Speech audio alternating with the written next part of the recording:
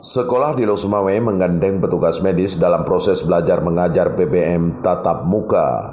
Hal ini dilakukan untuk meminimalisir penyebaran virus COVID-19 di kalangan guru dan anak didik.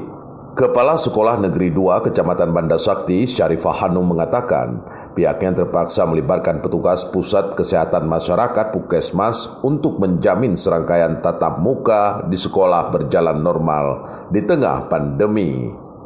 Setiap dewan guru maupun murid diwajibkan mencuci tangan, memakai masker, dan jaga jarak, serta melakukan pengecekan suhu tubuh menggunakan termogan. Sampai hari ini alhamdulillah kita tidak ada kendala.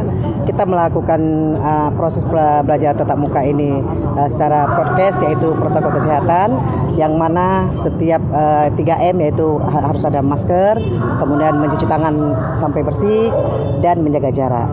Dan kami dalam hal tatap muka ini kami selalu didampingi oleh tim medis untuk memantau kalau ada hal-hal yang tidak kita inginkan.